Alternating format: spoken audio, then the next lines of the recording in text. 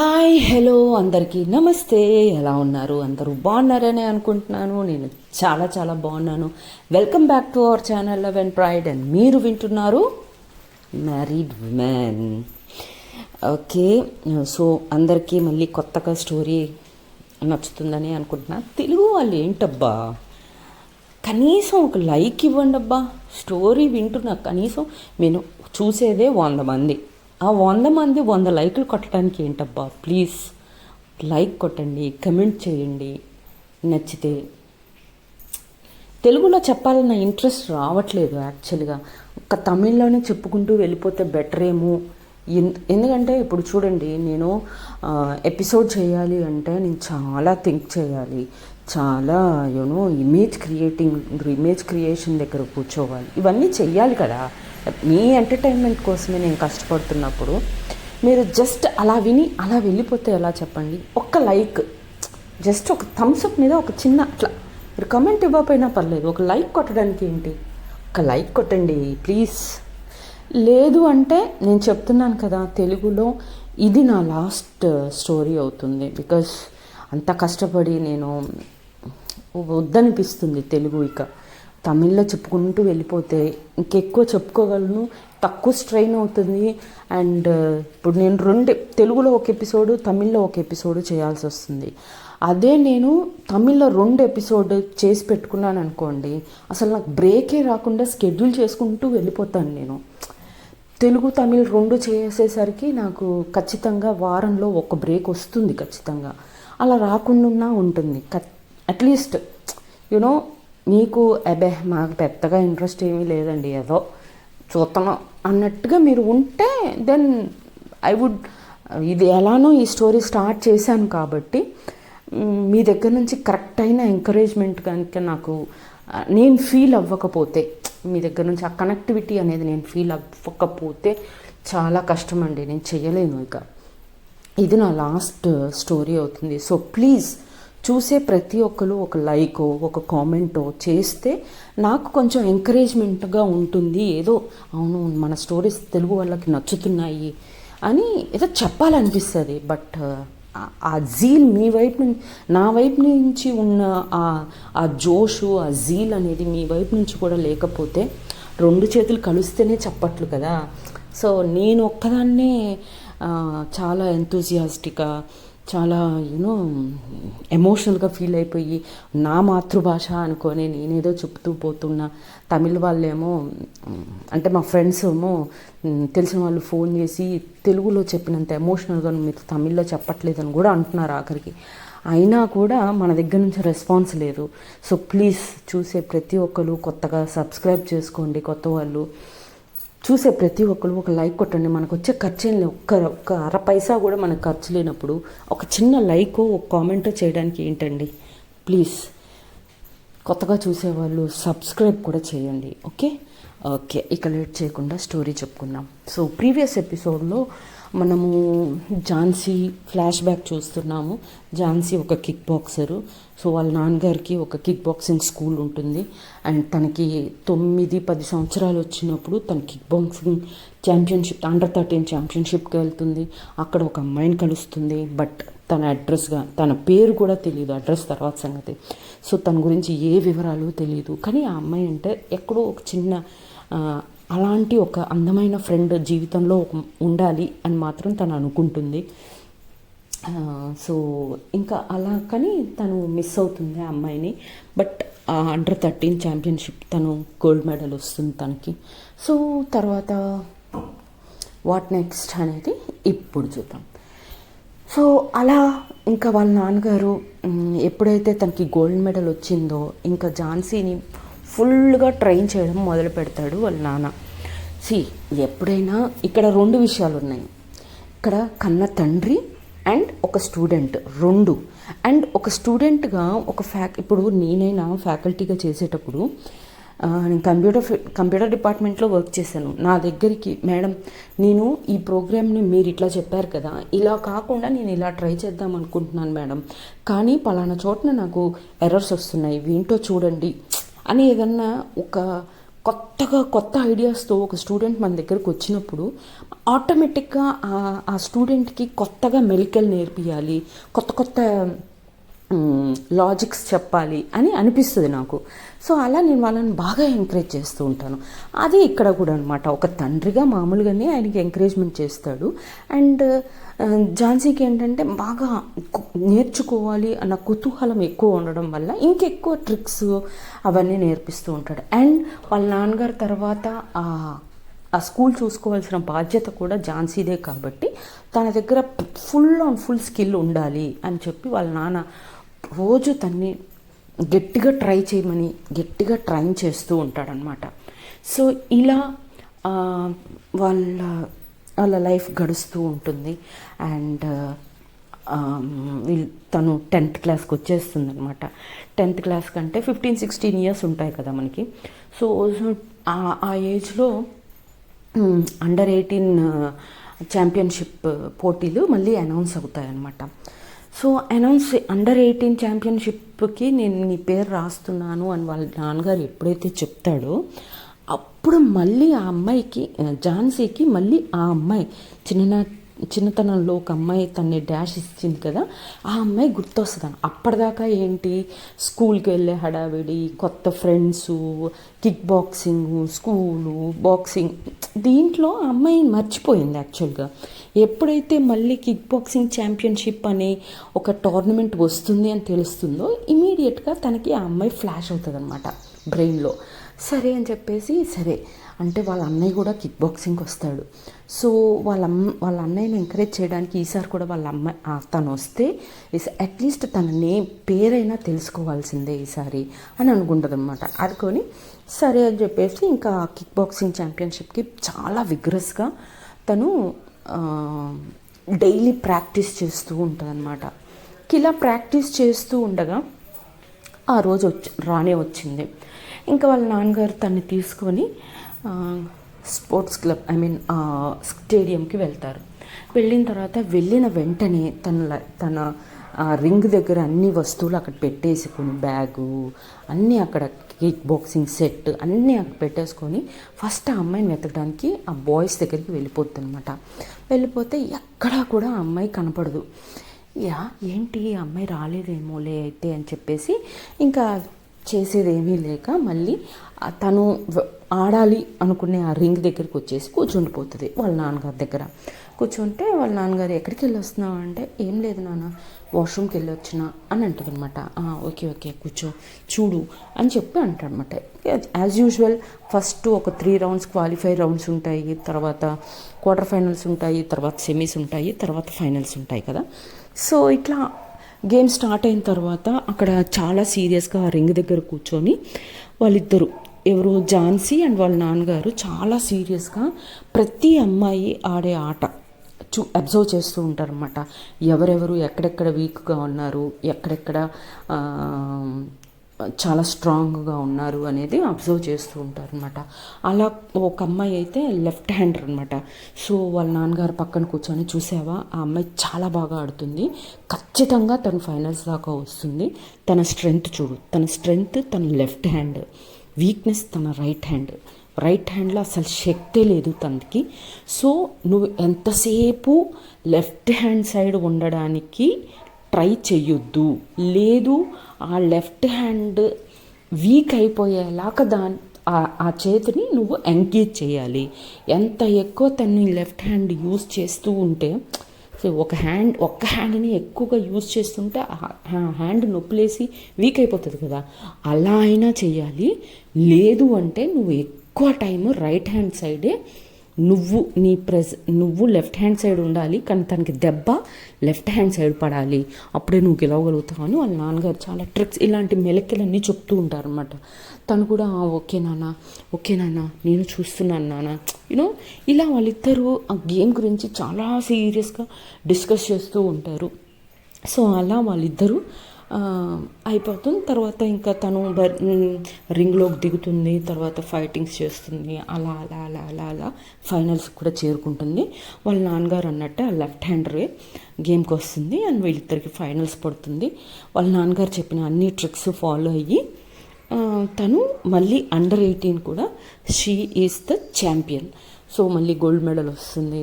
So ఇలా అయిపోతుంది అన్నమాట. ఇంకా చాలా హ్యాపీగా ఇద్దరు ఇంటికి వెళ్తారు. ఇంటికి వెళ్ళి వాళ్ళ అమ్మకి ఆ గోల్డ్ మెడల్ చేతిలో పెట్టి అమ్మ నేను గెలిచేసాను అది ఇది అని చెప్పుద్ది అనమాట. చెప్పగానే ఏ కన్న తల్లికైనా ఎంత బయట కైకయ్యా ఇది వద్దు అది వద్దు అని అరిచినా కూతురు ఒక గేమ్లో గోల్డ్ మెడల్ తెచ్చుకుంది అంటే చాలా హ్యాపీగా ఉంటుంది. ఫస్ట్ కన్న తండ్రి కంటే కన్న తల్లికి ఎక్కువ ప్రౌడ్గా ఉంటుంది. కాకపోతే కూతురు విషయంలో తండ్రికి ఉంటుంది. అండ్ మోర్ ఓవర్ ఏంటి తన శిశురాలు కూడా కాబట్టి వాళ్ళ నాన్నకి ఎంత ప్రౌడ్ ఉన్నా వాళ్ళ అమ్మ ఏంటంటే బయటపడదు అనమాట. వాళ్ళ అమ్మకి ఉన్నా బయటపడదు. ఏం కాదులే ఇవన్నీ వద్దంటే మీరు వింటారా ఏమన్నా అనుకుంటూ సరేలేండి భోజనానికి రండి అని చెప్పేసి డిన్నర్ చేసి ఇక అలా గడిచిపోతూ ఉంటుందన్నమాట. తర్వాత +1 అయిపోతుంది, +2 అయిపోతుంది. ఇంకా సమ్మర్ హాలిడేస్ వచ్చేస్తాయి అన్నమాట. ఇంకా ఊరికే ఏంటంటే తను పుట్టిన దగ్గర నుంచి వాళ్ళ నాన్నగారు తను ఎప్పుడు బయటికి తీసుకెళ్ళిందే లేదు. ఆ ఊరిని దాటి పోతే అమ్మమ్మోళ్ళ ఇంటికి లేదా వాళ్ళ ఇంట్లో లేదా నానమ్మోళ్ళ ఇంటికి అంతే తప్ప ఎక్కడికి పోయింది లేదు. సో తనకి బోర్ కొట్టేసింది అనమాట. ఏంటో ఈ జీవితం, చదువు లేకపోతే కిక్ బాక్సింగ్, ఇవి రెండేనా నా లైఫ్లో, ఇక వేరే ఏమీ లేదా, నాకు బోర్ కొడుతుందానా, ఐ వాంట్ ఏ చేంజ్, కొంచెం రిలాక్స్ అవుదాం అనుకుంటున్నాను ఈ అన్నిట్లో నుంచి. మనము ఈ ఊరు దాటి ఎక్కడికన్నా ఈ ఆంధ్రప్రదేశ్ తెలంగాణ కాకుండా ఇంకెక్కడికన్నా వెళ్దాం నాన్న ప్లీజ్ నాన్న అని రిక్వెస్ట్ చేస్తుంది అనమాట. రిక్వెస్ట్ చేస్తే వాళ్ళ నాన్నకి ఏం చెప్పాలో ఫస్ట్ తెలియదు. తర్వాత సరే నా కూతురు ఎప్పుడు నన్ను ఏమీ అడగలేదు కదా, సరేలే అయితే వెళ్దాము, సరే ఎక్కడికి వెళ్దాము అని అడుగుతాడు వాళ్ళ నాన్న. అనగానే చాలా హ్యాపీగా థ్యాంక్స్ నాన్న, థ్యాంక్ యూ వెరీ మచ్ నాన్న అని అంటుంది అనమాట. అన్న తర్వాత ఇంతకు ఎక్కడికి వెళ్దాం చెప్పు అని అడుగుతాడు వాళ్ళ నాన్న. అంటే నాన్న ఇంకా నేనేమీ అనుకోలేదు, అసలు మీరు ఒప్పుకుంటారో లేదో అని. మా ఫ్రెండ్స్ రెగ్యులర్గా వెళ్ళే ఫ్రెండ్స్ ఉన్నారు, వాళ్ళని నేను కనుక్కుంటాను అండ్ నేను కూడా సర్వే చేస్తాను, వెళ్దాము. మళ్ళీ నెక్స్ట్ మంత్ నాకు కాలేజ్ స్టార్ట్ అయిపోతే హాలిడేస్ అయిపోతాయి, నాకు మళ్ళీ కుదరదు అని వాళ్ళ నాన్న అంటే సరే అని చెప్పేసి వాళ్ళ నాన్న అంటాడనమాట. సరే అని వాళ్ళ నాన్న ఆఫీస్కి వెళ్ళిపోతాడు. వాళ్ళ నాన్న సరే నువ్వు చూడు అని చెప్పేసి తను సరే నేను ఫ్రెష్ అయ్యి ఆఫీస్కి వెళ్ళాలి నేను అని చెప్పేసి వాళ్ళ నాన్న స్నానానికని వెళ్ళిపోతాడనమాట. వెళ్ళిపోయిన తర్వాత తను ఇంకా ఫోన్లు చేస్తూ ఉంటుంది వాళ్ళ ఫ్రెండ్స్కి. ఫోన్లు చేస్తూ ఉన్నప్పుడు ఒక పెద్ద మనిషి ఇంటికి వస్తాడనమాట. ఇంటికి వచ్చి ఇంట్లో ఎవరన్నా ఉన్నారా అని అడుగుతారు. అడగగానే ఝాన్సీ సోఫాలో ఇంచి లేసి వచ్చి చూసి ఎవరు అంకుల్, ఎవరు కావాలి అని అడుగుతుంది అనమాట. అంటే మీ నాన్నగారు ఉన్నారా అమ్మా అని అడుగుతారు.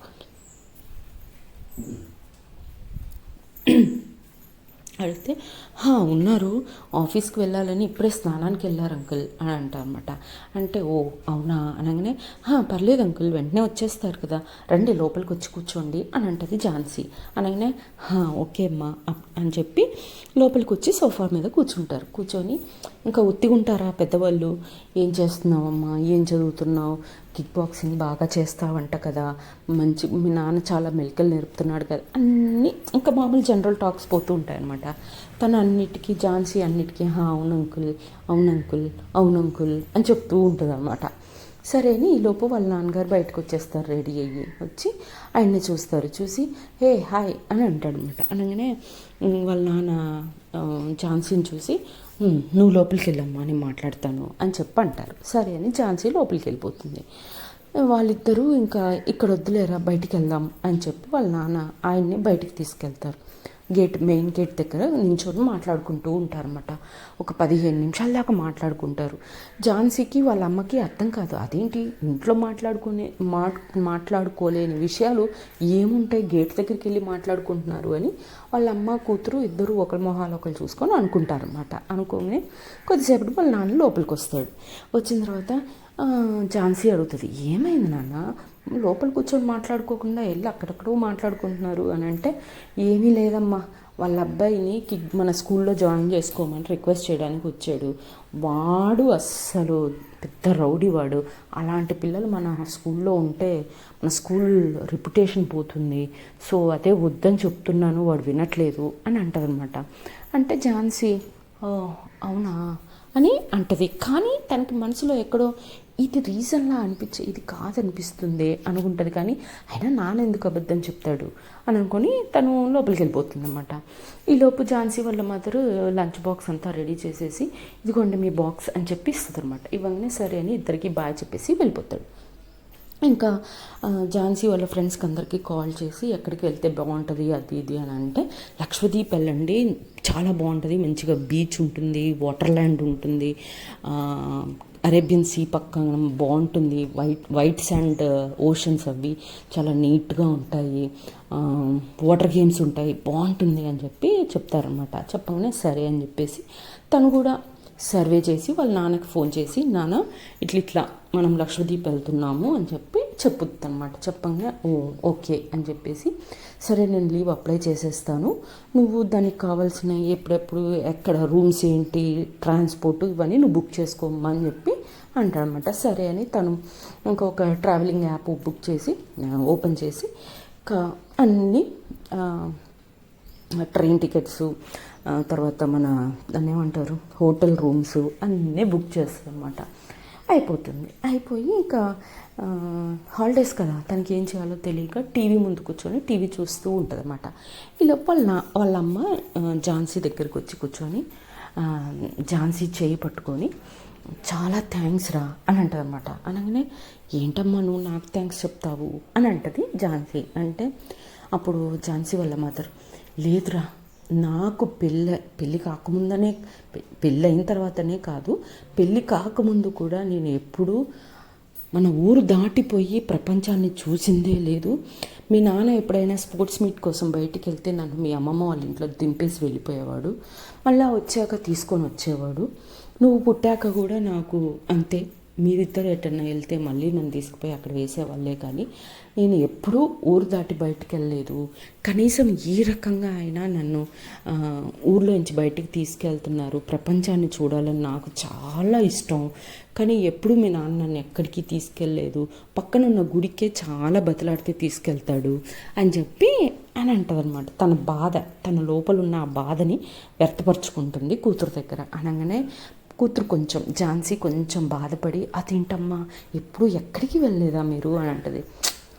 నువ్వే చూడు, నువ్వు పుట్టిన తర్వాత మన ఫ్యామిలీగా ఎప్పుడైనా ఎక్కడికైనా వెళ్ళామా అంటే అవునమ్మా నాన్న మన ఎప్పుడు ఎక్కడికి తీసుకెళ్ళలేదు, ఒక్క స్పోర్ట్స్ మీట్స్ కోసం మేము ఊరు దాటి వెళ్ళటమే తప్ప ఫ్యామిలీగా మనం ఎక్కడికి వెళ్ళలేదు అని అంటదనమాట. అంటే అట్లీస్ట్ మీరు స్పోర్ట్స్ పరంగా ఈ ఊరు దాటి ఇంకో ఊరు చూసి వస్తున్నారు, బట్ నాకు ఆ ఛాన్స్ కూడా లేదు, అలా ఇంట్లో ఒక బందీలాగా ఉండిపోయాను నేను, ప్లీజ్ ఇప్పటి నుంచి ఎక్కడికి వెళ్ళినా నన్ను కూడా తీసుకెళ్ళండి అని రిక్వెస్ట్ చేస్తుంది వాళ్ళమ్మ. అలా అడిగేసరికి ఝాన్సీకి బాగా బాధ అనిపించేసి లేదమ్మా ఇక నుంచి మేము స్పోర్ట్స్ మీట్స్కి వెళ్ళినా ఎక్కడికి వెళ్ళినా నువ్వు కూడా మాతో పాటు వస్తున్నావు, ఓకేనా? అండ్ ఇక్కడ నుంచి ప్రతి సంవత్సరం మనము సమ్మర్ వెకేషన్స్లో ఎక్కడికో ఒక చోటుకి వెళ్దాం, ఓకేనా అని వాళ్ళ అమ్మని హక్ చేసుకొని చెప్పుద్ది అనమాట. అప్పుడు వాళ్ళ అమ్మ చాలా హ్యాపీగా థ్యాంక్ యూ రా అని అంటదన్నమాట. అన్న తర్వాత సరే అని ఇంకా అన్నీ బుక్ అయిపోయినాయి కదా, ఇంకా ఒక 1 వీక్ అయిపోతుంది, ఇంకా వాళ్ళు వెళ్ళే రోజు వస్తుంది అనమాట. ఇంకా వెళ్ళే రోజు మంచిగా వాళ్ళ అమ్మ పిండి వంటలు ఏంటి ఆ రోజు నైట్కి డిన్నరు అన్నీ రెడీ చేసి ఒక పెద్ద బ్యాగ్ ఫిల్ చేస్తుంది, మొత్తం నింపేస్తుంది అనమాట. బ్యాగ్ నిండా నింపేసేసరికి ఝాన్సీ ఏంటమ్మా ఇది, మనం ఏమన్నా షాప్ పెట్టడానికి వెళ్దాం అనుకుంటున్నావా, లక్షద్వీప్కి బిజినెస్ చేస్తావా ఏంటి అని అడుగుతుంది అనమాట. నువ్వు అలానే అంటావు, ట్రైన్ ఎక్కాక అవి ఇవి చూస్తుంటే తినాలనిపిస్తుంది, అదే మనం చేసుకొని వెళ్తే ఎంత హెల్దీ, నీకు బయట ఫుడ్ మంచిది కూడా కాదు అని అంటుంది అనమాట. అనగానే సర్లే ఏంటన్నా ఇది అని అంటుంది అనమాట ఝాన్సీ. మీ అమ్మకు మనం ఏం చెప్పలేంలే కానీ ఇక బదా తీసుకొని అని అంటారనమాట. ఇంకా అలా అందరూ నవ్వుకుంటూ హ్యాపీగా రైల్వే స్టేషన్కి వెళ్తారు. రైల్వే స్టేషన్కి వెళ్ళి కొద్దిసేపు వెయిట్ చేసిన తర్వాత వాళ్ళ ట్రైన్ వచ్చేస్తుంది, ఆ ట్రైన్ ఎక్కుతారు, బయలుదేరుతారు. సో వాట్ నెక్స్ట్, ఈ ట్రైన్లో ఏమైనా ఇన్సిడెంట్స్ జరుగుతాయా లేదా సేఫ్గా వెళ్ళి లక్షద్వీప్లో డ్రాప్ అయిపోయి అక్కడ నుంచి వాళ్ళు ఏమేమి టర్నింగ్స్ వాళ్ళ లైఫ్లో ఏమేమి జరుగుతాయి ఏంటి అనేది మనం నెక్స్ట్ ఎపిసోడ్స్ నుంచి చూద్దాం. అంతవరకు tata bye bye, see you, జై హింద్, జై శ్రీరామ్. అండ్ ఇంకోటి ఏంటంటే నేను చెప్పే సిరీస్లో 5 ఎపిసోడ్స్ వచ్చినా పర్లేదు, కానీ నేను నా సొంత స్టోరీసే చూద్దాం అనుకుంటున్నా. Max, I hope you all understand. Okay then, tata, bye bye, జై హింద్. రేపు వినాయక చవితి కాబట్టి వినాయక చవితి శుభాకాంక్షలు అందరికీ.